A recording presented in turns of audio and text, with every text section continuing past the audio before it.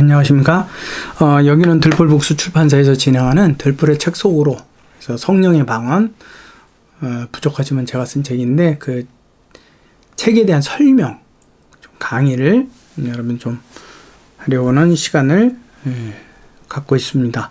지금까지 쭉 계속해서 나왔는데, 이제 그 방언, 성령의 방언이라는 게 과연 뭐냐.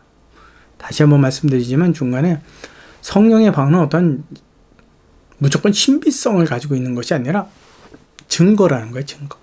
하나님의 심판의 증거. 징조이며 증거. 자요. 이제 구약 시간들을 이제 지나고 이제 신약으로 넘어왔습니다. 이제 여기서부터 여러분들이 이해하셔도 이제 충분합니다. 자, 우리가 일반적으로 방언이라는 말은 인터넷 사전에서 보게 되면 표준어 외에 다른 지역에서 쓰는 언어를 방언이라고 한다고 기록을 하고 있습니다. 근데 여러분, 이 방언이란 것이 그 성경용어로 넘어오게 되면요, 지역에서 쓰는 방언과 또 성령이 주는 방언을 단어를 구분을 해요. 한글 성경에서는 성령이 주는 방언도 방언으로 번역을 하고요, 지역에서 쓰는 방언도 방언으로 번역하기 때문에 이게 또 혼란스러워요. 그래서 어떤 혼란을 갖고 있느냐면, 방언, 성령의 방언, 알아듣는 말, 비스무리하게, 어렴풋하게, 우리가 지역, 강원도 사투리나 혹은 저기 전라도나 경상도나 제주도나 이렇게 그들이 이야기하는 걸 이렇게 알아듣잖아요. 그렇죠? 그것처럼 성령의 방언도 알아듣는 개념으로 이해한단 말이에요. 왜? 똑같이 방언으로 쓰기 때문에. 근데 헬라어에서는요, 이것이 좀 달라요. 지역 방언과 성령의 방언. 그걸 어떻게 구분하고 쓰고 있느냐면, 지역 방언은요, 디알렉토스라는 말로 써요. 디알렉토스. 그래서 이거는 지역 방언을 뜻하는데, 성령의 방언, 즉 배우지 않고 습득하지 않고 말하게 된 언어를 글로사라는 말을 써요. 글로사. 그래서 두 가지가 구분이 되어 있어요. 그래요? 우리가 이제 가장 중요한 그 신약의 기점을 보게 되면 사도행전 2장 사건이 나오죠. 성령의 임재함. 좀 긴 이야기지만 여러분들이 이 말씀은 제가 대략 읽는다고 해도 여러분들은 성경 본문을 여러분들의 성경을 통해서 찬히 읽고 몇 번이고 반복해서 읽으실 필요가 있습니다. 여러분, 이건 굉장히 중요한 거예요. 우리가 방언을 알아야 되냐 몰라야 되냐, 그 개념에 이것은 분명히 알아야 되는 거예요. 해야 되냐 말아야 되냐, 이것은 별개 문제지만 방언에 대한 개념, 그것이 왜 하나님께서 성령을 통해 주셨는지는 우리는 모든 사람이 알아야만 되는 거예요. 어떤 분에게 이야기했어요. 지금 뭐 하고 있냐 그래서 좀 연세도 그렇고 연배도 그렇고 굉장히 이렇게 인생의 선배가 되시는 목사님인데, 요즘 뭐 하고 지내냐 그러길래 그 성령의 방언에 관해서 책을 쓰고 있어요. 됐어, 한국은 이미 방언 끝났어, 딱 끊으시더라고요. 꽤 많이 좀 충격도 받았고, 어떻게 이렇게 생각하실까. 그거는 방언에 대한 개념을 잘못 알고 있는 분이기 때문에 그렇게 말씀하신 거예요. 하냐 못하냐 이거는 중요하지 않아요. 왜냐? 하고 못하게 하시는 분은 성령이기 때문에, 임의로 주시는 선물이기 때문에. 그러나 이것이 왜 있어야 되는지는 누구나 알고 있어야 되는 가장 중요한 요점입니다. 자, 성경을 읽겠습니다. 사도행전 2장 1절에서부터 읽는데요. 오순절 날이 이미 이르매 그들이 다 같이 한 곳에 모였더니 호련히 하늘로부터 급하고 강한 바람 소리가 있어 그들이 앉은 온 집에 가득하여 마치 불의 혀처럼 갈라지는 것들이 그들에게 각각 보여 사람이 하나씩 임하였더니 그들이 다 성령의 충만함을 받고 성령이 말하게 하심을 따라 다른 언어들로 말하기를 시작하였더라 그랬어요. 성령이 말하게 하심에 대해서 여러분들이 주의를 기울이셔야만 합니다. 근데 그때에 경건한 유대인들이 천하 각국으로부터 와서 예루살렘에 머물렀어요. 아주 중요한 단어가 있죠. 경건한 유대인이에요. 이방 지역에 흩어서 살지만 유대인으로서 그 신앙의 순전함을 지켜가기 위해서 매 절기 때로부터 먼 순례길을 온 이들이에요. 그러니까 그들은 예루살렘에 사는 어떤 신실한 믿음의 사람들보다도 훨씬 더 신실하다고 봐야 되는 거예요. 이제 그들의 고백이 어땠느냐라는 거죠. 6절에 보면 이 소리가 나며 큰 무리가 모여 각각 자기의 방언으로 제자들이 말하는 것을 듣고 소동했다 그랬어요. 각 지역으로부터 왔거든요. 다른 언어, 다른 지역 방언을 사용하는 그쪽으로부터 그들이 왔어요. 예루살렘으로. 그러니까 유대인이 아니고서는 예루살렘에 있을 그 지역 사람이 있을 필요가 없는 거죠. 근데 그들이 왔는데 제자들이 뭐라고 이야기를 해요. 근데 재밌는 건 자기 귀에 들리는 건 그 자기가 살고 있는, 현재 살고 있는 그 이방 지역의 언어로 들리기 시작을 해요. 이게 무슨 말인지 이해가 되세요?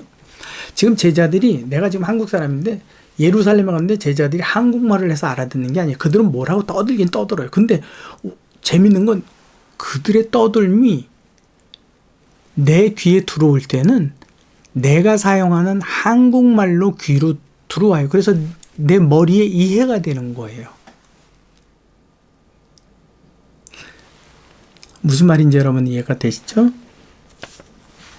그래서 그들이 너무 놀라서 제자들이 말하는 것을 듣고 소동해요. 다 놀라 신기하게 여겨요. 이르되 보라, 이 말하는 사람이 다 갈릴리 사람이 아니냐. 갈릴리 사람이 아니냐. 내가 태어나고 내가 자란 저 이방 땅의 언어를 얘네들은 모르잖아. 갈릴리 사람들이라고. 여러분 지금처럼 해외여행에 왔다리 갔다리 이게 쉽게 될 수 있는 상황이 아니잖아요. 근데 갈릴리 사람인데 그들이 말하는 소리가 내 지역 방언이야. 이게 뭐야? 믿을 수 없는 일이야. 그래서 그들이 놀라는 거예요.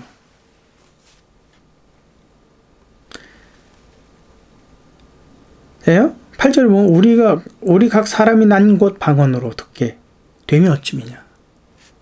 너무 신기하다. 여러분, 그들이 하는 말이 그 지역 방언이라는 게 아니라 그들이 무슨 말을 하는데 그 말소리가 내 귀에 들어올 때 내 지역 방언으로 들린다라는 거예요. 이 개념을 여러분들이 잘 이해해야만 합니다. 그래서 쭉 나와요. 우리는 바데인과 메데인과 엘람인과 또 메소포타미아, 유다와 갑바도기아와 본도와 아시아, 부르기아와 밤빌리아와 쭉 해서 열몇 군데를 쭉 설명을 해요. 그러고 나서 그 경건한 유대인들이 하는 말이 뭐라 그래요? 야, 이건 뭐 다 새술에 취한 거 아니야? 저 사람들이 전 뭐라고 얘기하는 거야. 술에 취한 사람이 아주 뭐라고 이야기할 때 여러분 이해가 되시죠? 뭐라고 하는지도 모르겠고 그와 같은 상황이 벌어졌다는 거예요. 주의 제자들 약 120명이 오순절에 한 곳에 모여서 오로지 하나님께 기도하기 시작을 했습니다. 성령을 받도록요. 그래서 기도하기 힘쓸 때 이제 성령이 임재하셨어요. 임재하셔서 제자들이 예루살렘 거리로 나가서 외쳤습니다. 하나님의 큰 일이라고. 그리고 그 하나님의 큰 일을 증거한 사람은요, 제자들이 아니라 경건한 유대인들이에요. 그들이 듣고 놀라고 신기해. 그래서 여러분 여기서 경건하다라는 말 아주 주의 깊게 보셔야 되는 건데 이것은 누가가 사용한 단어인데요. 이것은 말과 행동이 하나님 앞에서 아주 신실하다라는 의미가 포함이 되어 있는 거예요. 예루살렘 성전 주변에 사는 이들보다 더 신실하다는 거죠. 왜? 그 먼 여행길을 하나님의 이름 하나만 위해서 그 성전을 찾은 이들이기 때문에. 그러니까 그들이 헛소리, 거짓 이런 말을 할 사람이다 아니다? 아니다라는 거예요. 그러니까 그들의 증언은 참되다라는 것을 지금 누가가 설명하기 위해서 그렇게 먼 길로부터 온 순례자들에 대한 형용사가 경건하다라는 말을 쓰고 있는 거예요. 그리고 여기에서 여러분 천하만국이라고 되어 있는데 그 천하만국은 당시 로마가 통치하던 그 나라들이에요. 그래서 그 나라들이, 근데 그 나라들 중에서 예루살렘에 온 사람들을 보니 대략적으로 16개 지역 방언을 사용하는 곳으로부터 약 20개 지역 방언이 사용되어지는 상황이라고 예측해 볼 수가 있어요. 자, 여러분 이거 아주 중요한 겁니다. 경건한 유대인들은요, 제자들이 자기 지역 방언을 지역 방언으로 말했기 때문에 알아들은 게 아니라 무슨 말을 했는데 자기 귀에 그 지역 방언으로 들리는 게 너무 신기한 거예요. 이제 성령의 방언 88쪽을 이어갑니다. 사도행전 2장 4절 내용을 보게 되면요, 좀 낱낱이 좀 생각해 볼게요. 성령이 말하게 하심을 따라, 말하게 하심, 말하다, 단순히 발표하다, 선언하다, 뭐뭐를 하게 하시다, 무언가를 주다, 어떤 것에 근거하다, 따라, 성령이 말하게 하심을 따라, 그 따라는 마치 뭐뭐와 같이, 뭐뭐만큼이란 뜻이에요. 다른 언어들로 말하기를, 다른은 병행된 그 밖의 언어라는 거예요. 똑같은 언어가 아니라 별개의 언어들을 지금 이야기하고 있다는 거죠. 그 다음에 다른 언어들, 그 언어들은 복수형으로 쓰였는데 글로사, 즉 성령의 방언을 두고 이야기하는 거예요. 글로사, 그들은 말하기를 시작했다, 발표했다, 또 말하게 되었다라는 뜻을 가지고 있어요. 그러면 이 4절 말씀을 한번 좀 정리해 볼게요. 정리해 보면 성령이 주의 제자에게 하나님의 큰 일의 내용을 제공해 주셨어요. 무슨 말을 해야 될지 제자들은 몰랐는데 그걸 제공해 주시고, 또 그들의 입을 강제로 열어서 변형된 그 밖에 여러 다른 성령의 방언, 글로사를 말하게 하셨어요. 그래서 주의 제자들은 성령의 방언으로 하나님의 큰 일을 막 선포하기 시작을 한 거. 내가 하고 싶어서 제자들이 하고 싶은 말을 하는 게 아니라 그냥 성령이 하고 싶은 말을 제자들의 입을 통해서 하게 되는 거예요. 그러니까 방언은 내가 하는 거예요? 성령이 하는 거예요? 성령이 하는 거예요. 그분의 의무대로 하는 거예요. 그래서 내가 알아듣냐 못 알아듣냐 그거는 별개 문제예요. 그분이 하게 하신 거기 때문에 그분이 만족하면 그것으로 만족이 되는 거예요.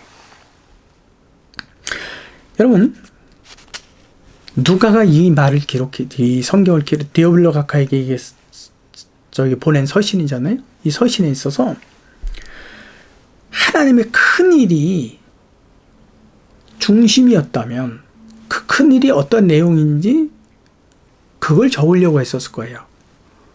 근데 누가는 거기에 초점이 맞춰져 있지 않아요. 제자들이 성령을 받고 그 성령이 말하게 하신 방언에 초점이 맞춰져 있는 거예요. 그렇기 때문에 지금 성령의 방언이 어떻게 시작이 된 거냐? 거기에 대한 출발점에 관한 이야기입니다. 그들이 하는 말이 제가 계속 반복해서 이야기하지만 세술에 취했대요. 왜? 이해가 안 되는 일들이니까. 갈릴리 사람인데 자기 지역 방언 하는데 오, 야, 말 잘하는데 이렇게 할 거잖아요. 근데 그럼 뭐 그게 신기해. 근데 어디서 배웠어? 어우, 발음 좋은데 뭐 이 정도로 나갔을 거예요.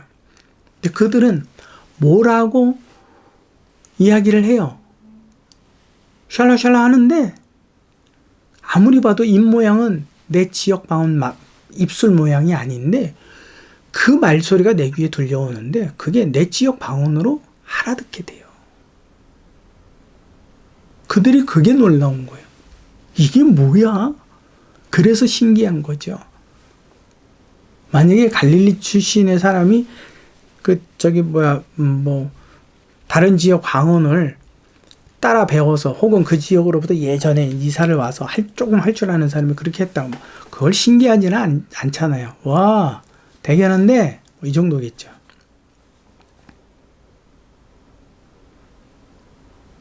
그래서 그들은 이 경건한 유대인들은 뭐라고 표현해야 될 줄 모르겠어요. 정직하게 표현을 해야 되니까 거짓말을 하면 안 되니까 그들은 술에 취한 것 같아. 어떻게 말로 표현이 안 되네. 이렇게 이야기했다라는 거죠. 여러분 그날은 오순절이었어요. 오순절. 오순절은 그 6월절로부터 열순이 5번 지난다 그래서 50일째 되는 날이라서 오순절. 77이 49잖아요. 그래서 7주기가 7번이 지난다고 해서 이제 그렇게 되면 똑같이 50이 되는 거잖아요. 오순절. 또 그날은요.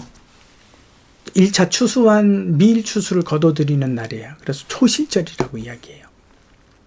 그들은 각 지역에서 하나님께 드릴 예물과 제사물들을 드리고 감사 예물을 가지고 먼 길을 온 사람들이에요. 그들이 룰루랄라 하려고 온 게 아니라 그 신앙의 정직함을 하나님 앞에 보여드리고자 온 거예요. 얼마나 경건한 사람들이에요. 그러니까 그들이 허튼 말을 할 수 있겠어요? 없어요. 여기서 세술이라고 하는 것은 가을에 포도를 거두어 들여서 이제 그 포도즙을 내잖아요. 그 즙을 낼 때 가장 많이 발효가 돼서 발효가 굉장히 왕성하기 시작할 때 그때 그것을 세술이라고 그러거든요. 꼭 세술 먹은 사람 같다. 야. 그러고 이야기하는 거예요. 그러면 우리 여기서 좀 몇 가지 가정을 해볼 필요가 있는데 첫째는 경건한 유대인들은 제자들의 외치는 모습을 보고 독한 술을 마셔서 취한 것으로 생각했다. 술 먹어서 그래. 아니 다 술 취한 것 같아 이거. 이해가 안 되니까. 그래서 근데 사도 바울이 뭐라 그래요? 설교를 시작할 때 저들은 술에 취하지 않았다 그랬잖아요. 그러니까 진짜로 술에 취한 게 아니에요. 정상적이라는 얘기예요. 두 번째, 주의 제자들이 하나님의 큰 일을 선포한 언어는 경건한 유대인들이 한 번도 들어본 적이 없는 한국어, 독일어, 불어 이와 같은 지역방언이었다. 무슨 말인지 이해되시죠? 제가 가정을 해보는 거예요. 그들이 제자들이 외치는 소리가 야 저건 분명히 어느 지역방언인 것 같은데 어느 나라 말 같아.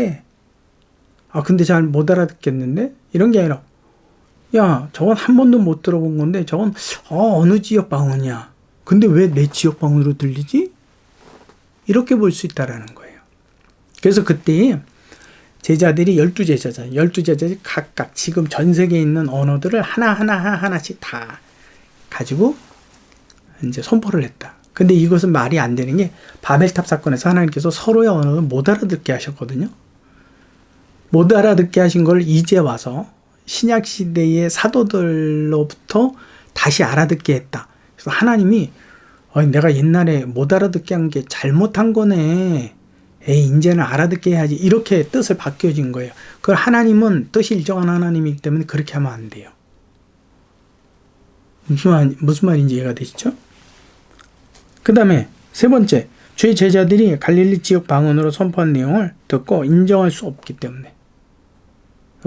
하여튼 그들은 각기 다른 지역으로부터 왔지만 기본적으로 그들은 율법을 배워야 되기 때문에 히브리어를 할 수 있었단 말이죠. 그러니까 대략적으로 갈릴리 지역 사투리라도 그들은 듣고 이해는 할 수 있었던 거예요. 근데 그 제자들이 하는 얘기를 들어보니까 몇 개월 전에 십자가에 매달려 죽은 예루살렘에서 죽은 청년 예수가 그분이 바로 메시아다. 그리고 하나님께서 그를 메시아로 우리에게 보내신 거다. 그러고 외치고 있는 거죠. 그러니까 이 경건한 유대인들이 듣기를 유일하신 하나님인데 또 다른 십자가에서 달려 죽은 예수가 메시아 하나님이라고? 쟤네들이 지금 무슨 얘기를 하는 거야? 그래서 그들을 세술에 취해서 막말을 한다라고 치부해 버렸다라는 거죠. 무슨 말인지 이해가 되십니까?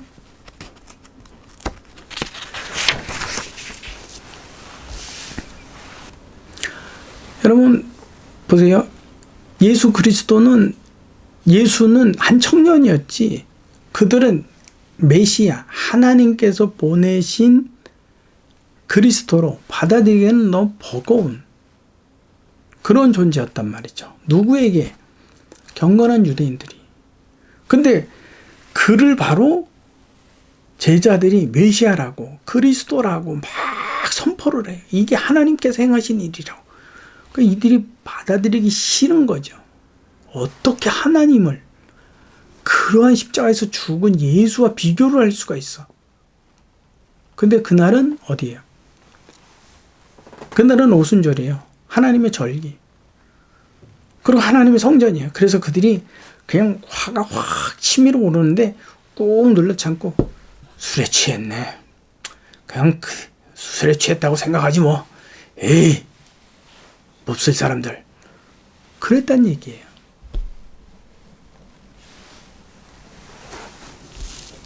무슨 말인지 이해되세요? 자, 이제 네 번째로 우리가 가정해 볼 수 있는 게 경건한 유대인들이 들었던 주의 제자들의 말소리는 모두 이 땅에는 없는 알아듣지 못하는 성령의 방언이었어요. 그렇게 가정을 하는 거죠. 네 번째 가정으로. 그러니까 제자들은 경건한 유대인들은 그 지역으로부터 왔고 헬라어도 알기 때문에 대략적으로 말이 어느 만큼씩 다른지는 이해를 가지고 있어요. 근데 제자들의 말은 어디에도 속하지 않은 말소리를 내고 있단 말이죠. 그러니까 근데 그들이 그 어디에도 속하지 않은 말이라는 것까지는 알겠는데 도대체 그게 어느 지역인지 전혀 감도 잡히지 않고 분명히 그게 말소리인 것 같이 제자들은 너무 열심히 성의를 다해서 이야기를 하고 있고 더 중요한 건 그들이 입술 모양을 보면 분명히 내 지역도 아니고 네 지역도 아닌데 그 말이 내 지역 언어로 알아듣고 저 사람은 저 지역 언어로 알아듣는단 말이에요. 그러니까 제자들이 경건한 유대인들이 혼란스러워졌어요. 이게 무슨 일이야? 근데 그 혼란스러움을 어떻게 다 설명할 길이 없어요. 복잡하잖아요. 그 예루살렘 성전은 한정이 되어 있는 공간인데 각 지역으로부터 온 경건한 유대인과 그 예루살렘에 사는 유대인들이 모두 다 합쳐갖고 얼마나 복잡해지는 상황이에요. 근데 이런 거를 다 낱낱이 분석할 상황이 안 되잖아요. 그러니까 그냥 다 무엇으로 쉽게 집어해버리는 거예요. 그냥 세술에 취했다고 하자. 아이, 생각하기도 복잡하다. 그거예요. 근데 바로 이 네 번째가 가장 적합한 세술에 취했다라는 그들의 표현에 가장 적합한 가정이에요. 제자들은 성령이 말하게 하심을 따라 말을 한 건데 이 세상 말이 아니에요. 지역 방언이 아니란 말이에요. 하늘에 있는 방언이에요.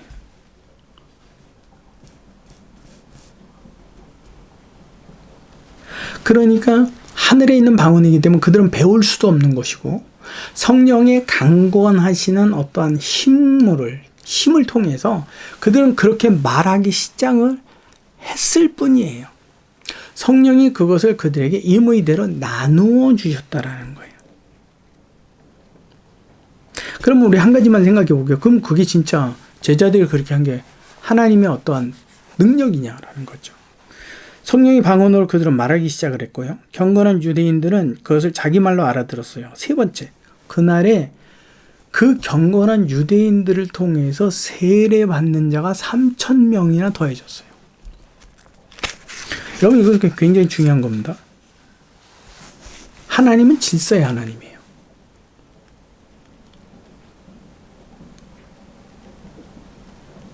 질서의 하나님이시기 때문에 무질서하게 되면 안 되는 거예요.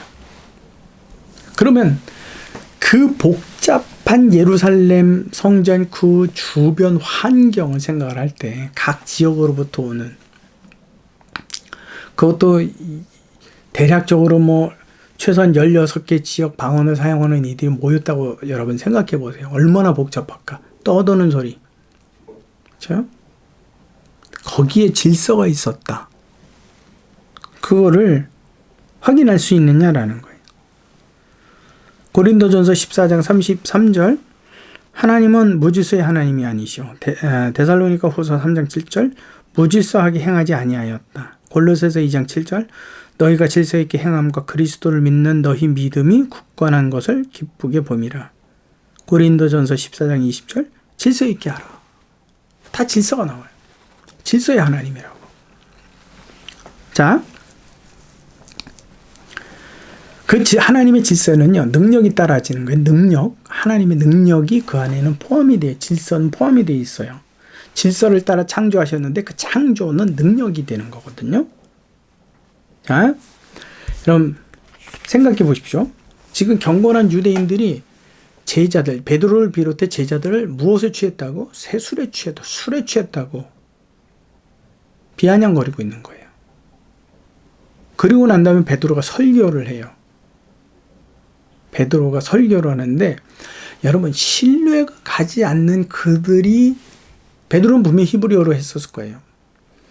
그들이 설교를 하고 예수 그리스도에 관하여 설명을 하는데 이미 그 제자들에 대한 불신이 일어났어요.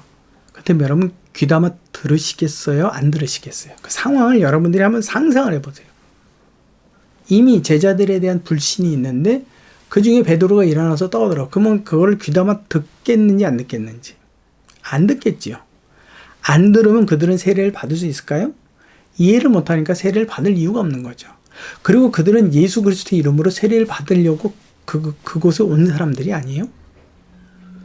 하나님의 율법을 따라 하나님께서 모세를 통해 주시고 율법을 따라서 온 사람들이에요.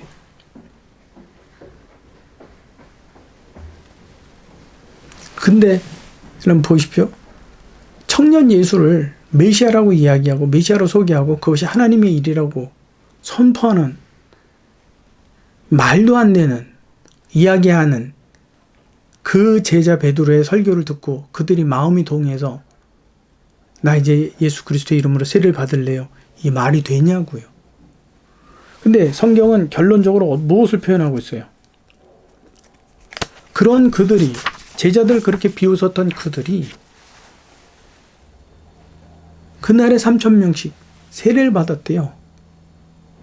여기는 누가 개입이 되셔야 되는 거예요? 어떠한 힘이 개입이 되지 않으면 이루어질 수 없는 거예요. 사람 안에서의 질서나 능력으로는 있을 수 없는 거예요. 무슨 말인지 여러분 이해가 되시죠? 그렇기 때문에 그 방언은 누가 전적으로 주관하시는 일이냐면 하나님의 영, 성령이 주관하시는 일이에요. 그렇게 해석이 돼야 돼요. 만약에 성령의 힘이 아니어서 사람이 여러분 생각해요. 수천 명이 모여 있는데 제자들이 나와서 붙들고 내 말 좀 들어봐. 이런 뜻이야. 그리고 그들을 붙들고 씨름한다고 그게 되겠어요? 안 되죠. 될 수가 없죠. 여긴 군대가 아니에요. 근데 그 일이 이루어졌어요. 누가 역사하시는 거예요? 성령이. 그 모든 이들을 다 성령께서 통제해 버리시는 거예요. 말하게도 하시고 알아듣게도 하시고. 신약 시대를 통해서 성령의 방언의 시작이 바로 이렇게 이루어졌다라는 거예요. 여러분들이 꼭 기억하십시오. 한 가지만 더 말씀드릴게요. 그러면 성령의 언어가 있느냐라는 거죠. 성령의 언어가 있느냐. 그것을 우리가 보기 위해서는 우리 책 101쪽에 보게 되면 요한이 환상 중에 하나님의 나라에 가서 천사들의 이야기를 들어요. 요한계시록 14장 2절에서 3절에 보면 내가 하늘에서 나는 소리를 들으니 많은 물소리와도 같고 큰 오랫소리와도 같은데 내가 들은 소리는 검은 것 타는 자들이 검은 것 타는 것 같더라. 14만 4천 외에는 밖에는 능히 이 노래를 배울 자가 없다 그랬어요. 배울 자가 없다고. 이 사도 요한이 천국 가서 이 상황을 보는데 무슨 소리가 나요. 근데 그 소리가 뭐예요? 검은 것 타는 것 같은 소리래요. 이제 중국에서 이렇게 중국 사람이 이제 하는 말이 한국 사람들이 말하는 소리를 들으면 그 사람들 표현이 그래요. 그거는 이제 의성어가 되는 거거든요. 그들에게 있어서 껄럭껄럭껄껄럭 하는 소리가 난다고. 껄럭껄럭껄럭껄럭 그런 느낌을 받는다라는 거예요. 꼭 물이 이렇게 똑똑 이렇게 주전자에서 툭툭툭 떨어지는 그런 소리가 난다라고 표현을 해요. 그 지금 사도 요한이 천국에 올라가서 그들 안에서 이루어지는 대화를 들어보니까 그 대화가 꼭 검은꽃 하는 소리 같더라. 근데 지금 이해가 된다라는 거예요? 안 된다라는 거예요? 땅에서 온 사도 요한으로는 이해가 안 된다라는 거예요. 중요한 말이 있습니다. 거기서 보면 14만 4천 위에는 이 노래를 배울 자가 없다 그랬는데 그 배우다라는 동사가 이해하다라는 거예요. 그 하늘에 있는 자들만 그것을 이해하지 그 외 사도 요한처럼 땅에서부터 올라와서 그 광경을 보고 듣는 사람은 이해할 수가 없다라는 거예요. 하나님 나라에 새로운 언어가 있습니까? 없습니까? 지금 사도 요한은 있다라는 것을 증명해 준 거예요. 바로 성령의 방언이 그렇게 이 땅에서 그렇게 시작이 된 겁니다. 성령이 하늘나라에만 있던 그 방언이 이 땅에도 있게 되어진 거예요. 왜? 이것이 이제 우리가 풀어가야 될 고린도전서를 중심으로 해서 또 풀어가야 될 말씀이에요. 그 말씀은 다음 시간에 계속 연이어서 하도록 하겠습니다. 제가 이게 장별로 계속 차근히 나눌 수가 없어서 넘어가기는 하는데 혹시 내용을 들으시면서 이해가 안 된다. 책을 한번 사보셔도 그래도 읽어도 이해가 안 된다. 여러분 그 카페 주소로에다가 그 질문란이 있거든요. 적어 주십시오. 그러면 할 수 있는 한 제가 좀 더 자세한 답을 적어 드리겠습니다. 오늘은 여기까지만 말씀을 나누고 지금까지 성령의 방언 들풀북스의 책 속으로 그 유튜브 시간에 나누었습니다. 페이지가 지금 103쪽까지 나갔습니다. 다음 시간에 계속해서 성령의 방언을 같이 나누도록 하겠습니다. 주님 안에서 이 성령의 방언을 통해서 이 시대의 시각, 몇 시, 어느 때인지를 정확하게 이해하시고 하나님 앞에서 서로의 믿음을 돌아보아주고 그 믿음을 점검해주는 정말 주 안에서 귀한 지체들이 되시기를 간절히 바랍니다. 다음 시간에 뵙도록 하겠습니다. 수고하셨습니다.